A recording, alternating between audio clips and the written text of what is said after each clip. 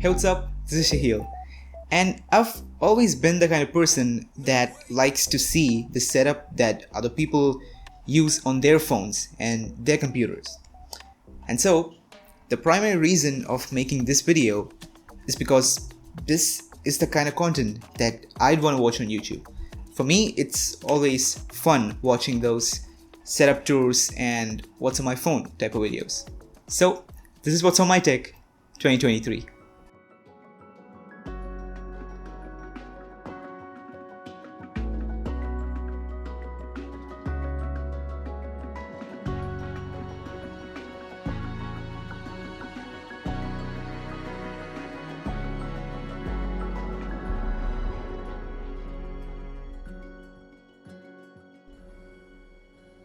Let's start with my laptop first. The laptop that I'm using is a MacBook Air M1, and that is the machine which I use for all my computer needs.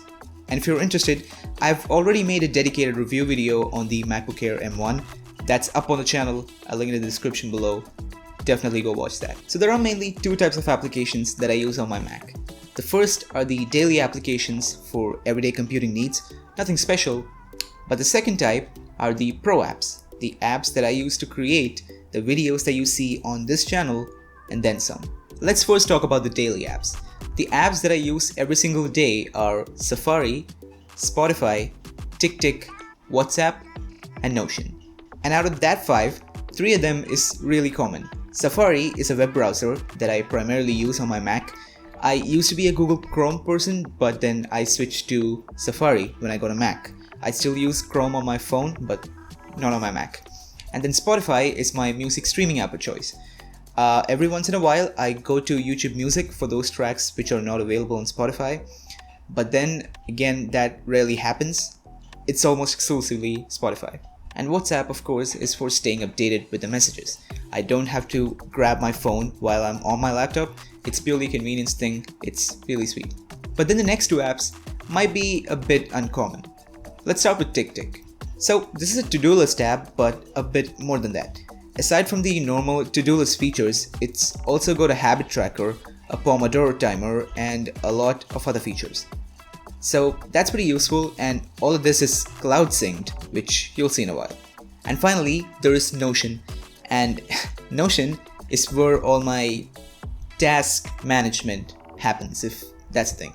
I don't know how to put this, but Notion is a very multi-purpose application. It could be anything from just purely a note-taking application to a full-on task manager with databases and all that cool stuff. There are a lot of YouTube videos on Notion that you could check out, and it gets pretty deep if you're into it. Then there are the pro applications that I use, the content creation apps, if you will. The main ones that I use are DaVinci Resolve, Audacity, After Effects, and Photoshop. So first of all, Resolve. This is where all my videos get edited. I had recently switched to Resolve a month ago from Final Cut Pro after watching a Sam Colder video, and it's been pretty great so far. I've had a bit of a learning curve with the app, but I am getting over it now. Obviously the color grading features are superb, and the app has a free version, so there's that. In fact, this very video that you're watching right now is being edited on DaVinci Resolve. And next up is Audacity. Audacity is what you'd call a DAW. D-A-W. It stands for a Digital Audio Workstation. So all the audio of me talking into the mic goes into Audacity first and is processed for a bit of noise removal, EQ, compression and things like that before going into Resolve.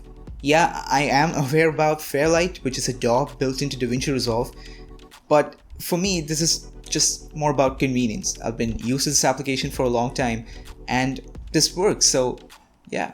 And then we've got After Effects.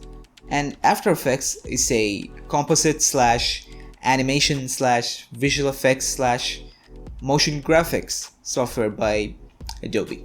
And that's where I do pretty much most of my animation and motion graphics works. The intro outro animation of this channel and the cool intros like the ones you see in the Z44 video were made inside of After Effects. And that video, you could check it out. Links in the description. And finally, Photoshop is something that everybody knows about. It's a photo editing software. I basically use it to put together the thumbnails that you guys see on the videos, and other photo editing works. And that's pretty much most of what I do on my laptop. Let's move on to my phone.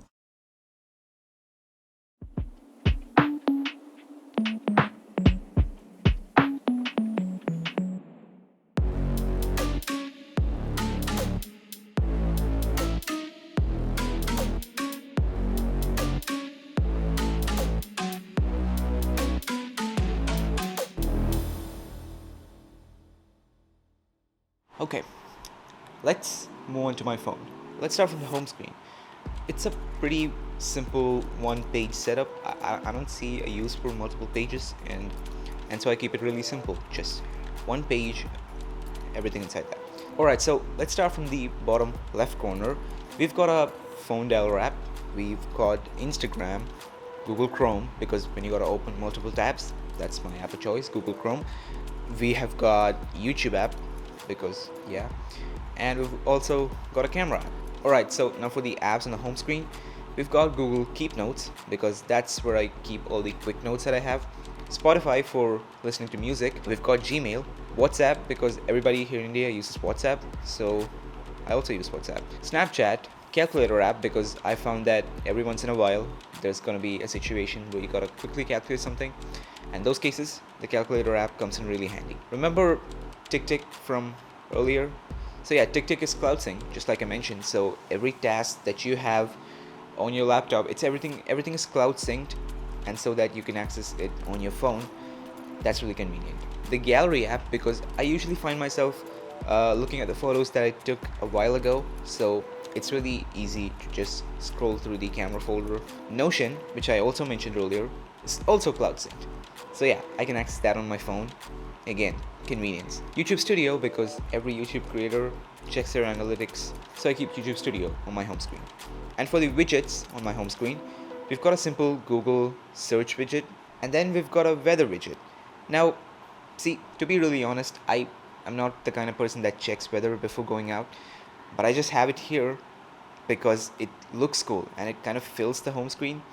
I already know the weather. It's gonna be really hot outside.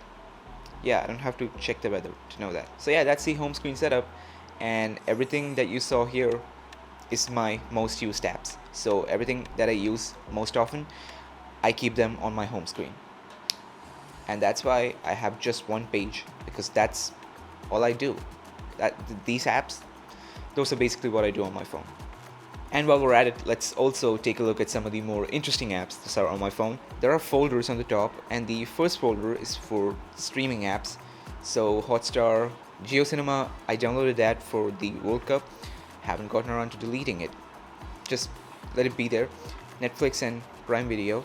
And I've got a bunch of games. I'm not really a person that plays a lot of games, but when I do, I just play arcade games, like simple, not a lot of graphics kind of games. One exception would be Real Racing 3, and that's because I really enjoy the game. And then there are a bunch of shopping apps. Yeah, Backdrops. Backdrops is the wallpaper app of choice for my phone. All the wallpapers that you see in different videos on my phone, those are pretty much all from Backdrops exclusively. The next one is Bitwarden. Bitwarden is a password manager app, and it's really handy. When you have like 30 different accounts in different websites, you don't have to remember all the passwords. You could use something like Bitwarden. Lens Distortions is one of those apps which are, you only use them once in a while, but when you do, it's really cool. Select a filter, click on that, and yeah, you could reposition it. You know, you could make your photo look that extra bit more interesting. And yeah, those were some pretty cool applications that I thought would be really cool to share with you guys. And yeah, that's pretty much all there is on my tech. I hope that this video has been at least a bit entertaining for you guys, but if it did, make sure to subscribe to the channel, like the video, and comment your thoughts down below. Lastly, make sure to share the video with your family and friends. Until we meet the next time, goodbye.